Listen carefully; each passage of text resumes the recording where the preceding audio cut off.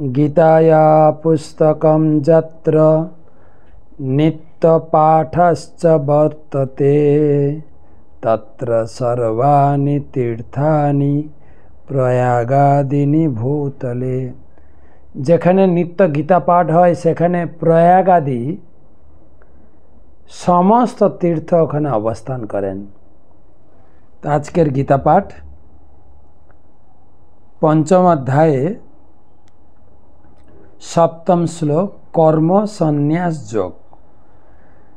যোগযুক্ত বিশুদ্ধাত্মা বিজিতাত্মা জিতেন্দ্রিয় সর্বভূতাত্মা ভূতাত্মা কুর্বন্নপি স লিপ্যতে। নিষ্কাম কর্মযোগে যুক্ত বিশুদ্ধ বুদ্ধিযুক্ত আত্মসংযত ও জিতেন্দ্রিয় আত্মা সকলের প্রিয় এবং অন্য সকলেও তার প্রিয়। তিনি সব সময় কর্ম করেও তাতে লিপ্ত হন না। তো আমরা শুনছি কর্মযোগ এবং কর্ম সন্ন্যাস। ভগবান আগের শ্লোকে বলেছেন কর্ম সন্ন্যাস থেকে কর্মযোগ শ্রেয়।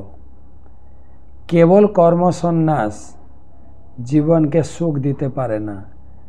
কর্মযোগ ব্যতীত কর্মসেবা কর্মসন্ন্যাস কেবল দুঃখজনক। তো এই শ্লোকে বলছেন যিনি কর্মযোগে ভগবানের সেবায় যুক্ত হয়েছেন তার চিন্তা কেবল ভগবানের সন্তুষ্টি বিধানের জন্য। তিনি যত কিছু কর্ম করেন সে কর্মের বন্ধনে আবদ্ধ হন না।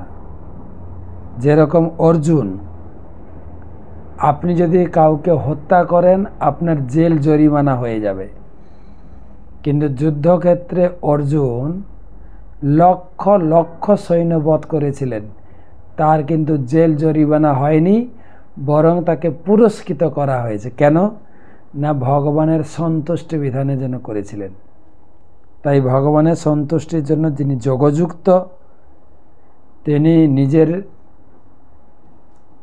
ইন্দ্রিয়তৃপ্তির জন্য কিছু করেন না। বিশুদ্ধ আত্মা বিজিত আত্মা তার ইন্দ্রিয় সংযত কোনো ভোগের জন্য প্রভাবিত নয় এবং জিত ইন্দ্রিয় এবং সকল জীবের জন্য তিনি কল্যাণ প্রার্থনা করেন। সকল জীবের হিতের জন্য দিন রাত ভগবানের সেবায় যুক্ত। তিনি হচ্ছেন সকলের প্রিয়। তিনি অবশেষে ভগবানের ধাম লাভ করবেন।